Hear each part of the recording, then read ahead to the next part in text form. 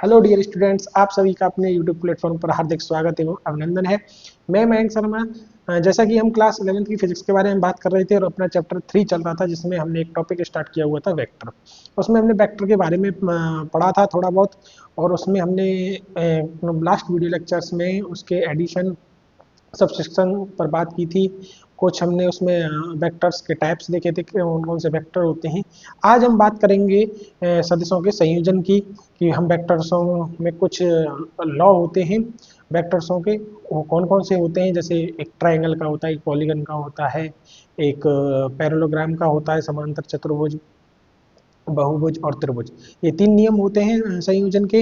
आज हम इनके बारे में डिस्कस करेंगे। इन पर हम थोड़े 1-2 क्वेश्चंस भी करके देखेंगे कि कैसे क्वेश्चन आते हैं, कैसे हमें सॉल्व करने हैं, और ये क्या क्या नियम है, और ये एग्जाम में कई बार पूछे जाते हैं। इनमें सबसे ज़्यादा जो इम्पोर्टेंट जो नियम है वो अपना है समांतर चतुर्भुज का नियम, जो कई बार पेपर में पूछा जाता है।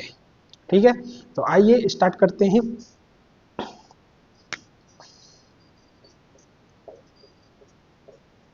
सदिश संयोजन के नियम। तो 3 नियम हैं, वो कौन कौन से हैं? एक तो है त्रिभुज का नियम। सेकंड जो हमें पढ़ना है वो है बहुभुज का नियम।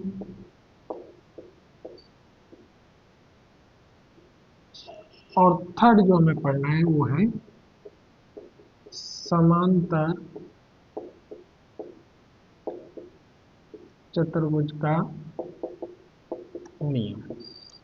स्टार्टिंग हमें करनी है ट्रायंगल के नियम से, त्रिभुज के नियम से, क्योंकि ये क्या थोड़ा बेसिक नियम है, और इससे हम बहुभुज का नियम भी समझ सकते हैं, और हमें समांतर चतुर्भुज के नियम को समझने में भी इससे हेल्प मिलती है। तो इसलिए जो हम स्टार्टिंग जो करेंगे वो करेंगे ट्रायंगल के लॉ से, कि वे आखिरकार सदिशों में जो ट्रायंगल लॉ होता है वो होता क्या है। ठीक है, तो आइए सबसे पहले हम स्टार्ट करते हैं त्रिभुज के नियम से। तो ये तीनों टाइप हमको पढ़ने हैं, ये मैंने आपको बता दिया। अब हम पहला जो हेडिंग में डालते हैं कि सदिश योग का त्रिभुज नियम, या सिंपली हम ये बोल सकते हैं त्रिभुज का नियम। ठीक है, तो सबसे पहले जो हमें फर्स्ट जो पढ़ना है वो पढ़ना है त्रिभुज का नियम।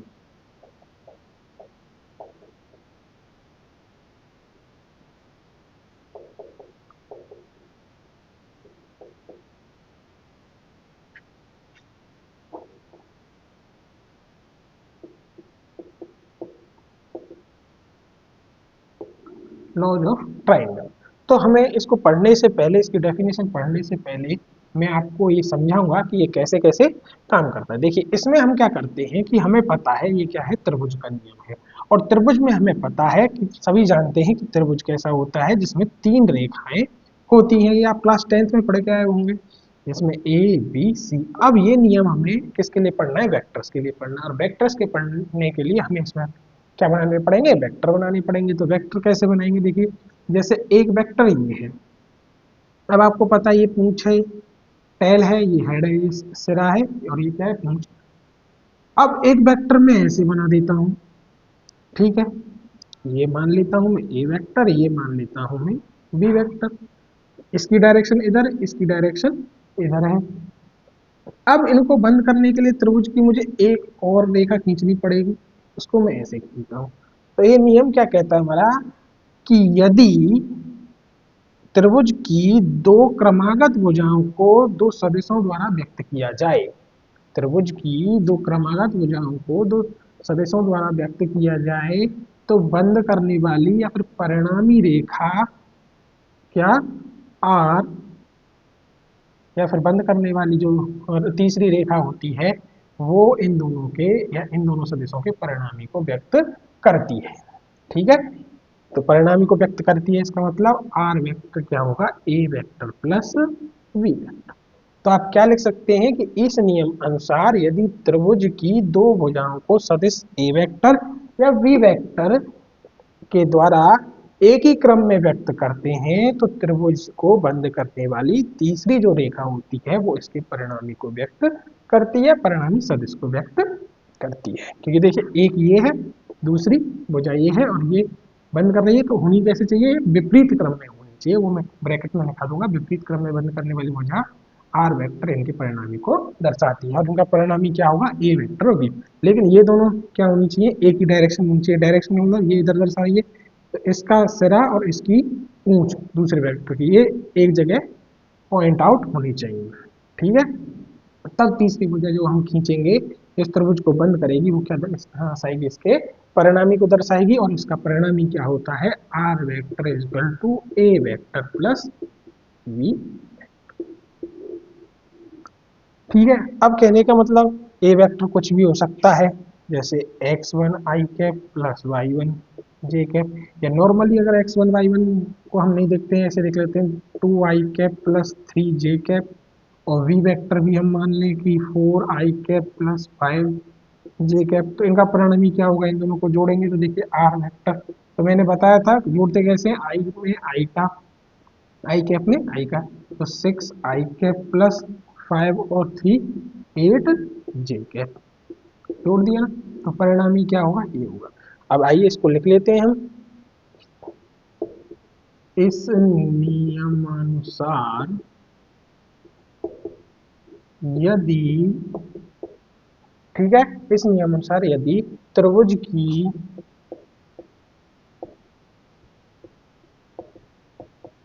दो भुजाओं को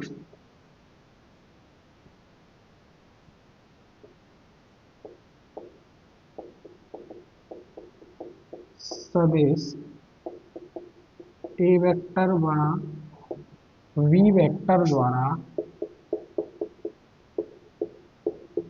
व्यक्त किया जाए तो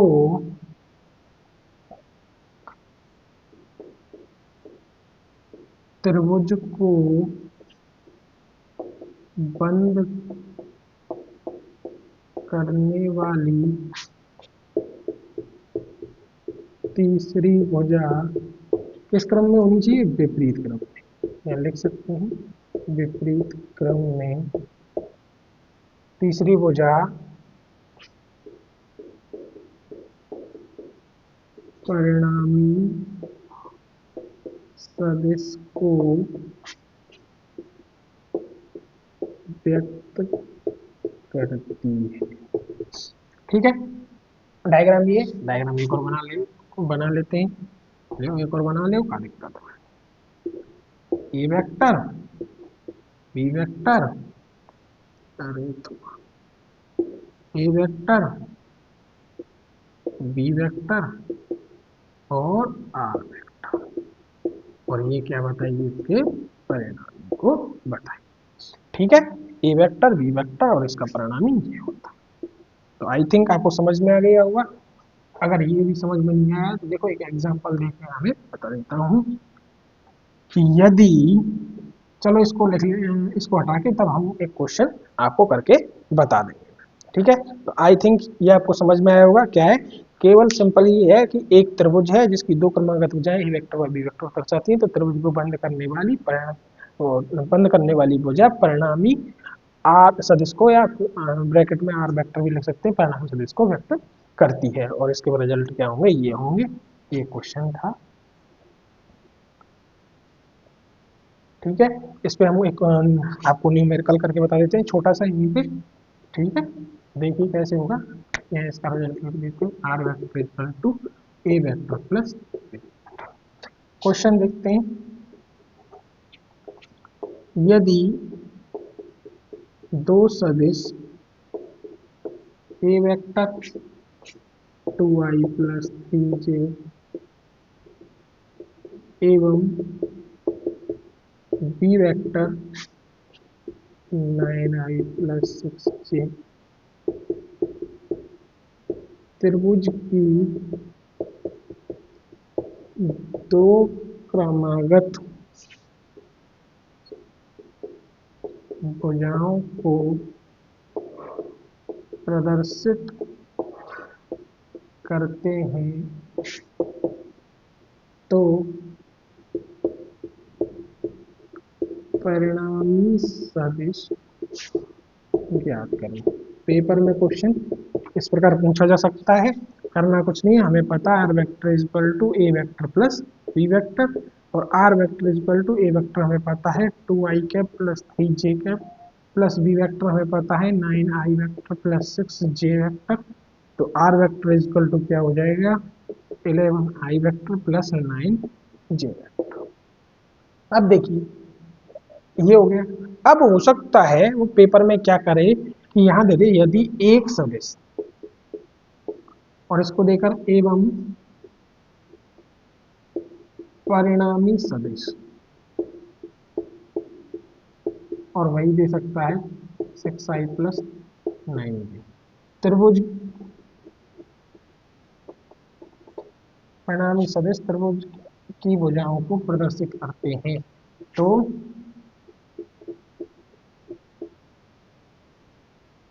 दूसरी भुजा क्या, ठीक है, वो लैंग्वेज कुछ भी हो सकती है, मैंने तोड़ मरोड़। तो हमें क्या करना है, देखिए यहाँ क्या दे रखा है परिणाम, मतलब आर वेक्टर दे रखा है, कितना दे रखा है 6i प्लस 9j, और इधर क्या दे रखा है ए वेक्टर दे रखा है 2i प्लस 3j। नोटेशन हमें नहीं देखना है, हो सकता है कि ये दोनों भुजाएं दे रखी हैं क्रमागत दे रखी हैं, लेकिन जब उसने बोल रखा है परिणामी सदिश तो हमारे पास परिणामी क्या है R vector equal to A vector plus V vector. अगर मुझे यहाँ से बी वेक्टर निकालना है तो क्या करना पड़ेगा R vector minus A vector. तो वी वेक्टर क्या आएगा, देखिए आर वेक्टर की वैल्यू है 6i प्लस 9j माइनस इसकी क्या है 2i, और माइनस करेंगे तो ये भी माइनस का हो जाएगा 3j, तो क्या हो जाएगा 4i प्लस 6j कैप, ये क्या आ जाएगा ये। इस तरह से हमें क्वेश्चन देखने हैं, उसमें हमें देखना है कि दो क्रमागत सदिश दिए हुए हैं या परिणामी सदिश दिया हुआ है या फिर क्या दिया। नॉर्मली क्वेश्चन आता है, कोई ज्यादा प्रॉब्लम नहीं आएगी, तीन सदिश में से कोई दो सदिश देगा। अगर एक ही सदिश देता है तो उसमें वो बता सकता है कि उसका दोगुना है तो उसका 2 से मल्टीप्लाई कर देंगे, तिगुना है 3 से मल्टीप्लाई कर देंगे। नॉर्मली सिंपल ही सा क्वेश्चन आता है, सिंपल ही सा हमारा लॉ है। क्या है कि अगर कोई त्रिभुज है जिसकी दो क्रमागत भुजा किसी दो सदिश को प्रदर्शित करती है तो परिणामी जो सदिश होगा वो तीसरी भुजा को विपरीत क्रम में प्रदर्शित करता है। ठीक है, सिंपल सा लॉ है, ठीक है, और इम्पोर्टेंट भी है। ठीक है, कोई दिक्कत नहीं है।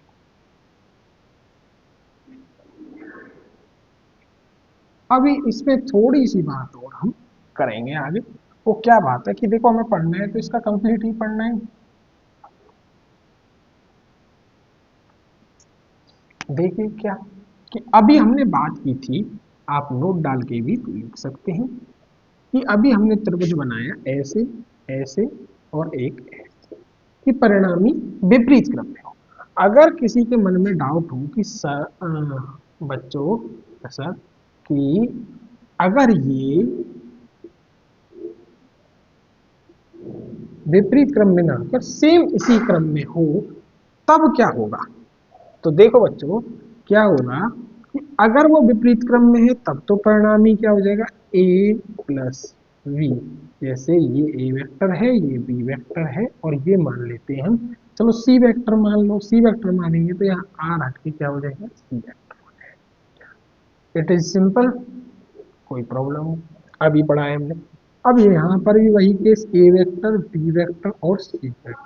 अभी क्या हो गया एक सर्कल हो गया, और सर्कल हो गया तो क्या होगा a vector plus b vector plus c vector equal 0 vector. या फिर अगर इस फॉर्म में लिखना चाहें तो a vector plus b vector equal to minus c vector. जो निशान लगेगा या चिन्ह लगेगा वो क्या आ जाएगा माइनस का आ जाएगा। यहाँ क्या होता है a vector plus b vector equal to c। तो यहाँ इस क्रम का याद रखना है कि अगर वो विपरीत क्रम में है तब ये भी परिणाम। यहाँ अगर वो सेम उसी क्रम में है, सर्कल बन रहा है एक पॉइंट पर आ रहे हैं, तो माइनस सी या फिर तीनों को अगर हम जोड़ेंगे तो क्या आना चाहिए जीरो वेक्टर। इसको हम क्या बोलते हैं जीरो वेक्टर या नल वेक्टर बोलते हैं, और इसका जो परिमाण होता है वो क्या होता है जीरो।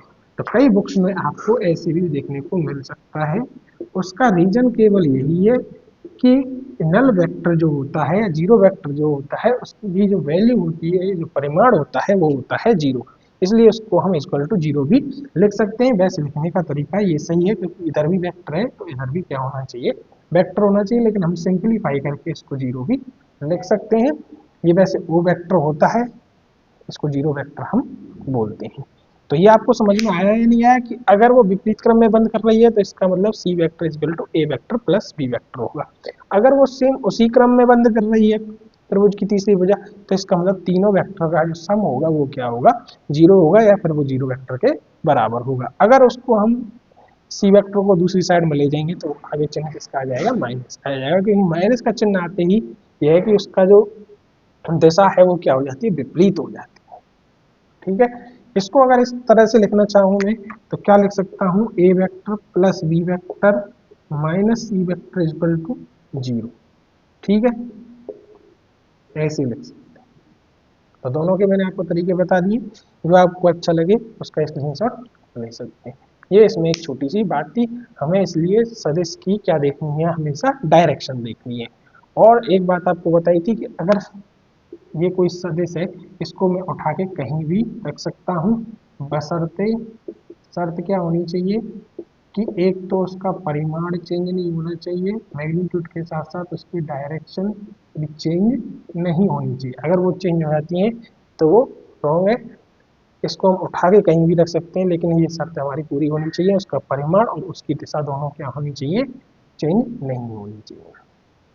ठीक है, तो ये आपका जो त्रिभुज का नियम था वो क्लियर हुआ। ठीक है, अब जो नेक्स्ट जो इसका नियम है वो है बहुभुज का नियम। बहुभुज का नियम क्या है वो हम अभी देखते हैं। ये आपको समझ में आया या नहीं आया? वैसे इसमें कोई ज्यादा टफ वाली बात थी नहीं, फिर भी चलो बात करते हैं सेकंड लॉ की, जो है बहुभुज का नियम। और ये जो बहुभुज का नियम है ये सेम जो ट्राइंगल का जो हमने नियम पढ़ा था उस पर आधारित है। वो कैसे, अभी आपको पता चल जाएगा। इसको बोलते हैं लॉज ऑफ पॉलिनॉम। ठीक है, बहुभुज का नियम क्या होता है, बहु मतलब बहुत सारी और भुजाएं मतलब उसकी बहुत सारी भुजाएं। ठीक है, ए vector, B vector, C vector और डी वेक्टर। अब देखिए इनका जो परिणामी होगा वो क्या होगा, बहुभुज को बंद करने वाली जो रेखा होगी उसके बराबर होगा। मतलब ये आर वेक्टर क्या होगा, A vector plus B vector plus C vector plus D vector. कहने का मतलब जैसे त्रिभुज में ए बी का परिणामी होता था, हम परिणामी को आर वेक्टर की या रिजल्टेंट वेक्टर बोलते हैं, तो आर से दर्शाते हैं इसको। अब इसका भी अगर हम वो देखें कि नियम अगर हम लिखना चाहें तो क्या होगा, यदि दो या दो से अधिक, क्योंकि बहुभुज में क्या होती है, दो या दो से अधिक भुजाएं होती है, दो या दो से अधिक सदस्यों को किसी बहुभुज की भुजाओं के द्वारा दर्शाया जाए तो बहुभुज को बंद करने वाली जो भुजा होती है वो परिणामी सदिश को व्यक्त करती है। ये कैसी होगी, पर विपरीत क्रम में। ठीक है, कि अगर इनको बहुभुज की जो भुजाएं उनके द्वारा दर्शाया जाए तो बंद करने वाली परिणामी भुजा विपरीत क्रम में परिणामी सदिश को दर्शाती है। ठीक है, और इसका रिजल्ट क्या होगा, यही होगा। अगर बात करें हम कि ये कैसे आया, तो हम इसको किसके, यूजिंग ट्रायंगल लॉ से हम इसको समझा सकते हैं। वो कैसे, देखिए ये ए बी सी डी, तो देखिए अगर मैं एक वेक्टर ऐसे बना लेता हूँ, ठीक है, इसको नाम दे देता हूँ एम। ठीक है, फिर एक वेक्टर में आपको ऐसे बता देता हूँ, इसको बना देता हूँ मैं एन। ये मैंने एज्यूम किया है, ये रिजल्ट में बता रहा हूँ तब जब त्रिभुज का नियम हम यूज करते हैं। ठीक है, ये एम वेक्टर बना लिया, ये एम वेक्टर एन वेक्टर बना लिया। तो देखिए यूजिंग ट्राइंगल लॉ, तो देखिए एम वेक्टर परिणामी है किसका, ए और बी का, A vector plus B vector. It is clear. देखिए ये विपरीत क्रम में ये त्रिभुज वाला बन रहा है ए बी, परिणामी क्या हो गया, एम हो गया। अब देखिए जो एन वेक्टर है, तो त्रिभुज कौन सा बना, एक ये यहाँ से ये वाला और ये वाला, तो फिर से यूजिंग करेंगे तो N vector M vector plus C vector का परिणामी होगा। इन दोनों वेक्टर का परिणामी क्या होगा, एन वेक्टर होगा। इन दोनों का परिणामी क्या हुआ, एम वेक्टर हुआ। ठीक है, और एम वेक्टर की अगर मैं वैल्यू यहाँ से रखूँ तो N vector is equal to क्या आ गया, A vector plus B vector plus C vector. Equation एक, इक्वेशन दो। अब देखिए ये एन वेक्टर, ये डी वेक्टर और ये आर वेक्टर, अगर मैं बात करूं आर वेक्टर की तो क्या होगा, N vector plus D vector, और एन वेक्टर की अगर मैं यहाँ पे वैल्यू रखूँ तो क्या होगा, A vector plus B vector plus C vector plus D vector, और यही रिजल्ट आ गया। और यही क्या होता है हमारा पॉलीगन का लॉज ऑफ पॉलीगन होता है। ठीक है, पॉलीगन का क्या होता है,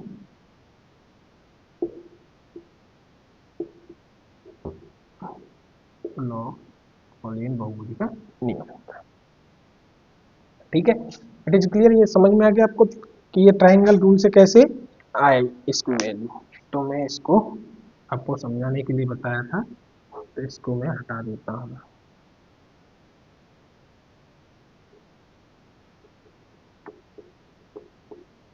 इस तरह से आई थी, आपको समझ में नहीं आया हो तो एक बार आप वीडियो को रिवर्स करके देख सकते हैं कि इसका जो परिणामी है आर वेक्टर का वो कहाँ से आया है। ठीक है, इसकी मैं आपको डेफिनेशन दिखा देता हूँ।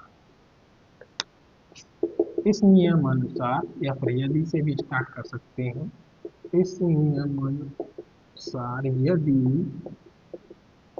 दो या दो से अधिक सदिशों को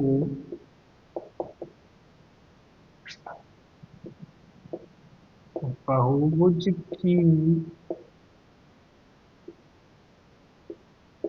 भुजाओं द्वारा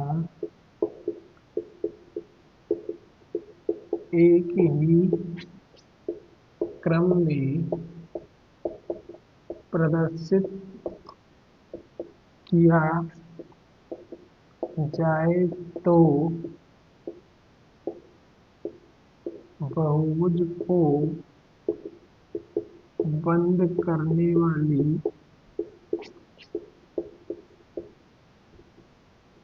परिणामी भुजा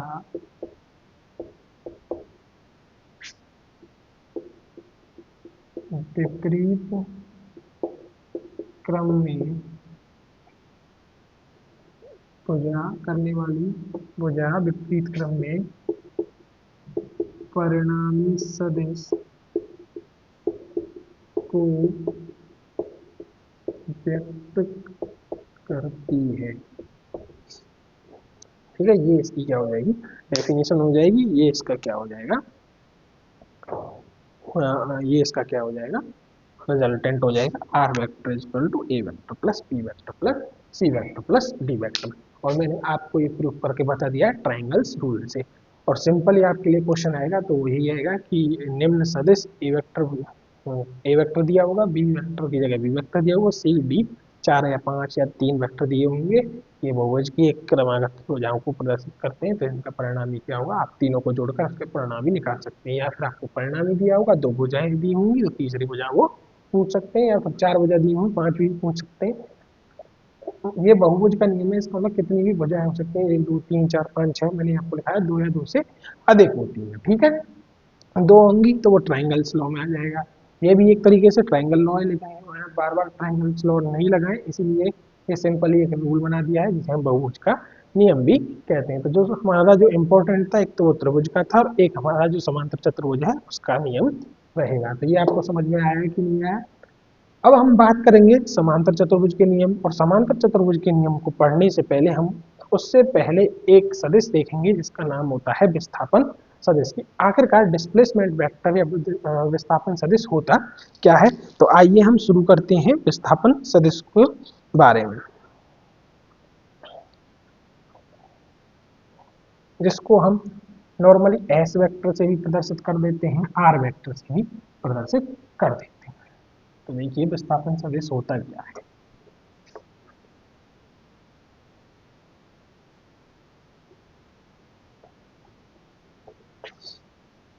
ये बात आपको समझ में आई होगी। बात करें हम, देखो ये मैंने वहां आगे क्यों नहीं बताया, क्योंकि इसका मेन काम यही है, इसीलिए मैंने इसको यहाँ पे बताया है। और इसमें त्रिभुज का नियम भी यूज होता है, इसीलिए भी मैंने इसको बचा के रखा था। इसको हम क्या बोलते हैं, सिंपली डिस्प्लेसमेंट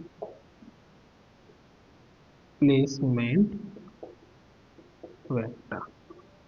ठीक है, डिस्प्लेसमेंट वेक्टर क्या होता है कि मान के चलो आप ये कोई कोऑर्डिनेट सिस्टम है और यहाँ पर ये कोई इसका पॉइंट है। ठीक है, इस पॉइंट के कुछ ना कुछ कोऑर्डिनेट होंगे। ठीक है, और इसको मैं एक पोजीशन वेक्टर से प्रदर्शित कर देता हूँ, ये एक्स, ये वाई, जेड। और पोजीशन वेक्टर में इसको दे देता हूँ R1 वेक्टर। कोई दिक्कत, ये कोई पॉइंट है जिसके निर्देशांक आप x1, y1, z1 मान सकते हैं, जिसको मैं एक पोजीशन वेक्टर, ये अपना ओरिजिन पोजीशन वेक्टर R1 के वेक्टर से नोट करता हूँ। अब कुछ समय टी के बाद या कुछ समय बाद ये पॉइंट यहाँ पर पहुंच जाता है और इसको मैं R2 वेक्टर से प्रदर्शित कर देता हूँ। ठीक है, और इसके भी कोऑर्डिनेट लिख देता हूँ x2, y2 और z2। अब जब मैं इन दोनों को मिलाता हूं इस तरह, तो ये जो होता है ये मेरा पोजीशन वेक्टर होता है, इसे मैं आर वेक्टर से प्रदर्शित करता हूं। ठीक है, ये R1 वेक्टर किसी पॉइंट के निर्देशन पोजीशन वेक्टर है, ये R2 दूसरा पोजीशन वेक्टर है, इन दोनों के डिस्टेंस को मैं बोलता हूँ आर वेक्टर। ठीक है, अब ये आर वेक्टर आप बता सकते हैं क्या होगा, अगर इसमें मैं ट्राइंगल लॉ लगाऊं, देखिए एक हो जाएगी, दूसरी ये दोनों क्रमागत हैं, तो तीसरे के परिणाम के बराबर होगा, क्या होगा, are vector plus R1 vector. लेकिन मुझे क्या चाहिए, आर वेक्टर चाहिए। आर वेक्टर क्यों चाहिए, क्योंकि यही मेरा क्या है, विस्थापन सदिश है, क्या है, डिस्प्लेसमेंट वेक्टर है। क्यों है, क्योंकि देखिए इसमें अंतिम और प्रारंभिक के बीच की सीधी दूरी, तो क्या होगा, R2 vector minus R1 vector. और अगर इसको मैं निकालूं तो देखिए क्या होगा, R vector is equal to, इसके निर्देशांक क्या है, R1 वेक्टर, देखिए यहाँ मैं आपको वेक्टर लिख के बताता हूँ, R1 वेक्टर क्या होगा, x1 i cap plus y1 j cap plus z1 k cap. और R2 वेक्टर, क्योंकि इस पॉइंट के कोऑर्डिनेट क्या है वो आपको मैंने पहले बताए थे, पोजीशन वेक्टर जब आपको बताया था कि कोऑर्डिनेट कैसे बनाते हैं, z2 के। अब ये माइनस हो रहा है तो R वेक्टर क्या होगा, x2 डायरेक्ट लिख देता हूँ, या फिर अगर अलग अलग करके लिख देता हूँ, पहले x2 i cap plus y2 j cap plus z2 k cap minus x1 i cap plus y1 j cap plus z1 k cap. और देखिए r वेक्टर क्या हो जाएगा, x2 minus x1 i cap, होगा या नहीं होगा, दूसरा y2 minus y1 j cap, और तीसरा z2 minus z1 k cap हो जाएगा। ठीक है, ये क्या हो गया अपना आर वेक्टर हो गया, ये क्या हो गया, आर वेक्टर हो गया, जिसको हम क्या बोलते हैं, विस्थापन सदिश, या फिर उसको हम एस वेक्टर भी बता सकते हैं। ठीक है, अब अगर मुझे इसका परिमाण निकालना है तो क्या करना पड़ेगा, इनका मैंने बताया था ना स्क्वायर, किसी भी वेक्टर का परिमाण कैसे निकालते हैं, उसके जो कंपोनेंट है उनका स्क्वायर रूट करके, स्क्वायर और अंडर। ये क्या आ गया अपना डिस्प्लेसमेंट वेक्टर परिणामी सदिश आ गया। ठीक है, R1 वेक्टर, R2 वेक्टर दोनों का डिस्टेंस निकाला, इसको हम R वेक्टर भी कहते हैं। अब अगर इसकी मैं डेफिनेशन लिखना चाहूँ तो क्या लिख सकता हूँ, प्रारंभिक बिंदु से अंतिम बिंदु की ओर, ये देखो प्रारंभिक बिंदु ये था, अंतिम बिंदु ये है कि और खींचा गया सदिश, लिख सकते हैं, क्या लिख सकते हैं, प्रारंभिक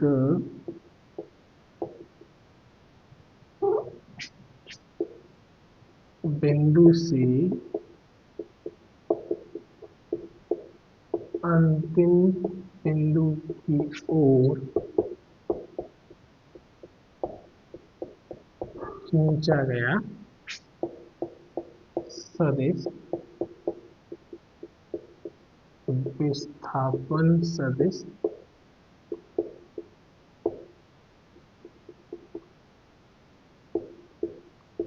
कहलाता है। ठीक है, वेक्टर आपको लिख दिए, R2 वेक्टर। अगर हम यहाँ लिख देता हूं मैं, यूजिंग ट्राइंगल लॉ। अगर हम ट्राइंगल लॉ यूज करेंगे तो R2 equal to R1 plus R1 vector, R vector निकालेंगे, माइनस कर देंगे, ये इसका क्या होगा, परिणाम होगा। आई थिंक ये विस्थापन सदिश है, आपको बहुत ही नॉर्मल रूप से मैंने बता दिया, जो कि समझ में आया होगा। ठीक है, अब बात करूं मैं इसकी कि जब विस्थापन सदिश पे भी कई बार, डिस्प्लेसमेंट वेक्टर पे भी आपको कई बार क्वेश्चन पूछ ले जाते हैं, आप इसको लिख सकते हैं, और अगर स्क्रीनशॉट लेना चाहें तो स्क्रीनशॉट ले सकते हैं। अब एक आपको एक इस पर क्वेश्चन बेस्ड क्वेश्चन करके बता देता हूँ। ये आपके पास लिखा हुआ है, तो परिणाम तो आपको वैसे भी याद होना चाहिए। ठीक है, अब देखिए इस पे एक क्वेश्चन कर लेते हैं, जिससे हमें पता चल जाएगा कि अगर डिस्प्लेसमेंट वेक्टर पे जो क्वेश्चन आएगा वो कैसे आता है। क्वेश्चन नंबर फर्स्ट,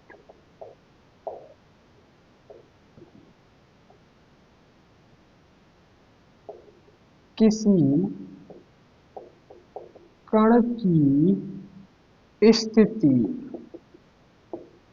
अब जरूरी नहीं है वो वेक्टर दे, क्या दे सकता है, पॉइंट दे सकता है। तो 3, 2, 5 से क्या हो जाती है, 9, 2, 11 हो जाती है। तो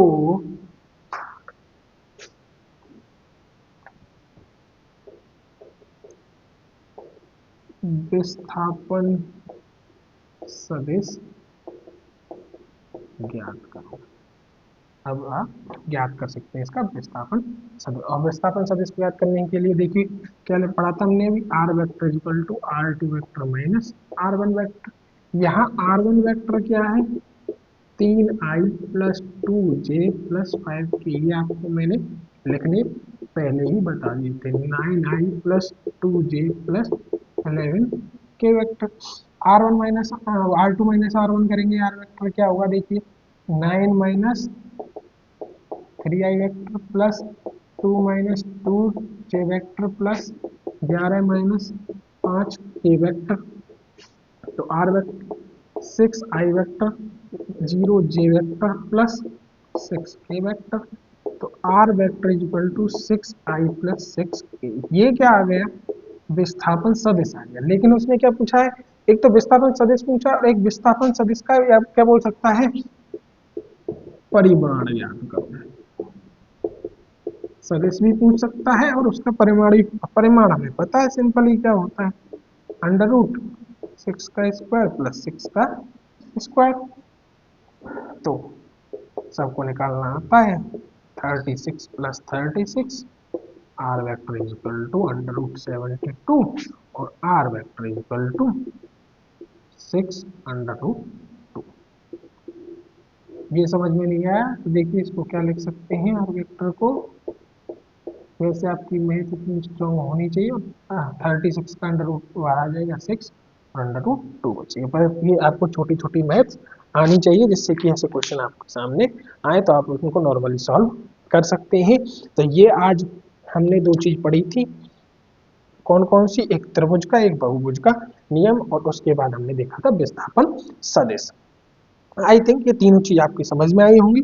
समझ में आई है तो आज हम एक और नियम देख लेते हैं, समांतर चतुर्भुज का नियम। और समांतर चतुर्भुज के नियम में हम आज उसकी डेफिनेशन कवर कर लेते हैं कि समांतर चतुर्भुज का नियम क्या होता है और कैसे हम उसको लिख सकते हैं। आई थिंक ये समझ में आ गई होगी।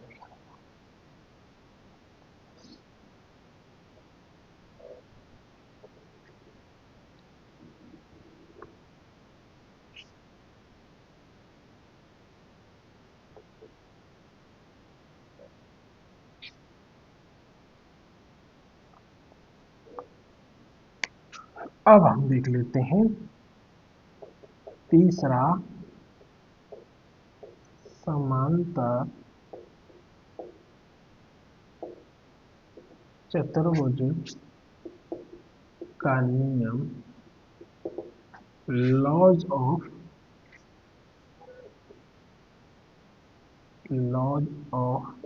पैरेललोग्राम। ठीक है, समांतर चतुर्भुज का नियम क्या होता है? तो देखिए,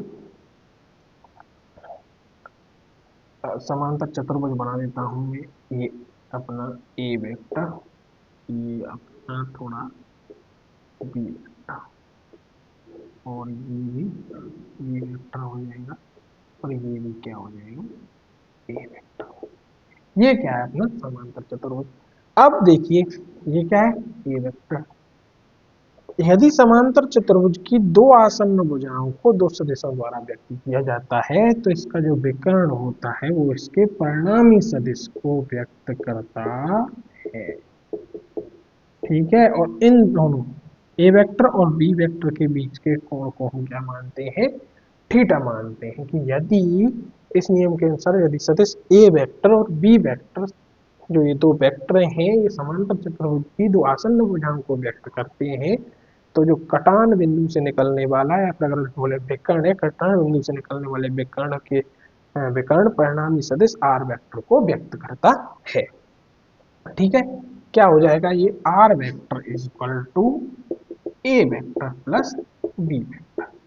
ये बात तो हुई केवल इसके सदिश के परिमाण। लेकिन अगर हम सदिश की, और अगर हम इसका परिमाण निकालेंगे, तब इसमें थोड़ा सा हमें क्या करना पड़ेगा, simply A square plus B square plus 2ab cos theta. ये इसमें थोड़ा सा चेंज है, क्योंकि यहाँ ए और बी के बीच में कोण क्या है, थीटा है। यहाँ लिख सकते हैं ये जो थीटा है, थीटा इज इक्वल टू ए पर वी वेक्टर के मध्य क्या है, कोण है। और अभी हमें वेक्टर और परिणामी ए वेक्टर और आर वेक्टर, इनके बीच में जो कोण होता है एल्फा, वो भी हमें देखना है कि एल्फा जो होगा वो कितना होगा। तो इसको क्या लिखेंगे, इस नियम अनुसार यदि दो सदिश ए वेक्टर व बी वेक्टर समांतर चतुर्भुज की दो आसन्न भुजाओं को व्यक्त करते हैं, तो कटान बिंदु से निकलने वाला सदिश, निकलने वाला विकर्ण,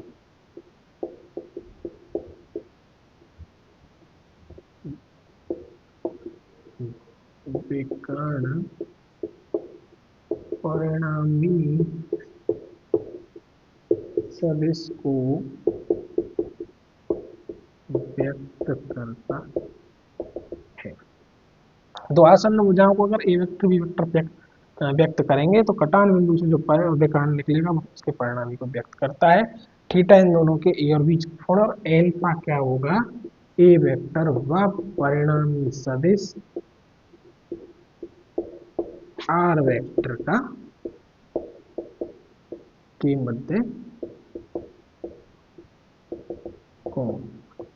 और ये एल्फा जो होता है उसको हम कैसे निकालते हैं, tan alpha is equal to B sine theta upon A plus V cos theta. ये इसका फॉर्मूला होता है। और इसका परिणामी जो होता है वो R vector is equal to A vector plus B vector plus 2ab cos theta होता है। ये आपको मैं ड्राइव करके बताऊंगा कि जो टेन एल्फा है इसकी वैल्यू यहाँ कैसे आई। फिलहाल आपको बस ये याद रखना है कि इनका परिणामी क्या होता है, कि अगर दो सदिश जो होते हैं ए वेक्टर बी वेक्टर, वो अगर समांतर चतुर्भुज की आसन्न भुजाओं के द्वारा व्यक्त होते हैं तो उनका जो परिणाम ही होता है वो कटान बिंदु से निकलने वाले विकर्ण के बराबर होता है। और R vector equal to A vector plus B vector, इसका परिमाण निकालेंगे तो A square plus B square plus 2ab cos theta. ये आपको मैं बताऊंगा कि ये ऐसे क्यों आया और जो टेन अल्फा की वैल्यू वो क्यों आई। इसमें क्या होता है, ये इम्पोर्टेंट क्यों है, वो इम्पोर्टेंट इसीलिए है क्योंकि इसके परिणाम में भी थीटा आ रहा है और कई बार क्वेश्चन पूछ लिया जाता है, अभी नहीं नीट जी लेवल पे भी पूछ लिया जाता है, क्लास 11 में तो शायद हाँ पूछा जाए कि परिणामी और सदिश के मध्य का कोण कितना होगा, तो आपको टेन अल्फा निकालना पड़ेगा। या पूछ लिया जाए कि दोनों सदिशों के बीच में एंगल क्या होगा, तो आपको हो सकता है थीटा पूछा जाए, तो आप यहाँ से थीटा भी निकाल सकते हैं और टेन अल्फा भी निकाल सकते हैं। तो आज जो आपको पढ़ाया त्रिभुज के नियम, त्रिभुज का नियम पढ़ाया, बहुभुज का नियम पढ़ाया, विस्थापन सदिश पढ़ाया और समांतर चतुर्भुज का नियम पढ़ाया, ये आपको समझ में आए या नहीं आए आप कमेंट करके जरूर बताएं। आई थिंक बहुत इजी थे, आपको समझ में आए होंगे, क्योंकि देखिए एक बार मैं जल्दी से रिवाइज करता हूँ। त्रिभुज के नियम में सिंपल ही था कि अगर वो दो भुजाओं को दो वेक्टर व्यक्त करते हैं तो परिणामी विपरीत क्रम में जो सदिश होगा वो उसके परिणामी को व्यक्त करेगा। बहुभुज में भी त्रिभुज वाला सेम था। इसमें क्या था कि अगर दो सदिश समांतर चतुर्भुज की आसन्न भुजाओं को व्यक्त करते हैं तो जो कटान बिंदु से निकलने वाला विकर्ण होता है वो परिणामी सदिश की भुजाओं को व्यक्त करता है। ठीक है, विस्थापन सदिश आप सभी जानते हैं कि प्रारंभिक बिंदु से अंतिम बिंदु की ओर जाने वाले सदिश को हम क्या कहते हैं, विस्थापन सदिश कहते हैं। आपको एक दो न्यूमेरिकल्स भी कराए थे, वो सिंपल न्यूमेरिकल्स थे, आप और कोई एग्जाम्पल लेके कर सकते हो या आपकी कॉपी किताब में होंगे उनको भी कर सकते हो। तो यहाँ तक के जो आपको वेक्टर पढ़ाए थे वो आपको समझ में आए होंगे, बहुत ही सिंपल इजी गोइंग तरीके से मैंने पढ़ाए या समझाने की कोशिश की। तो अगर आपको जो जैसे डायरेक्ट इस वीडियो को देखते हैं तो उनको पहले जो पुरानी वीडियो लेक्चर्स थे उनको देखना बहुत ज़रूरी है, तभी ये आगे वाले समझ में आएंगे, क्योंकि वेक्टर एक ऐसा टॉपिक है जिसको हम क्रम से देखेंगे तभी वो समझ में आएगा। और ये वेक्टर वाला टॉपिक क्लास 11th के साथ क्लास 12th में भी बहुत काम आने वाला है। तो आई थिंक ये आपको समझ में आया होगा। अगर समझ में नहीं आता है, कोई प्रॉब्लम होती है तो आप मुझे कमेंट करके ज़रूर बताएं, मैं उसको नेक्स्ट वीडियो में कवर करने की ज़रूर कोशिश करूँगा। Thank you for watching and like and share. और आप अगर समझ में आता है तो कमेंट करके ये भी बताएं कि हाँ हमारे समझ में आ रहा है, जिससे कि हम आगे की और अच्छी अच्छी वीडियो आपके लिए लाते रहें। थैंक यू, धन्यवाद, गुड नाइट।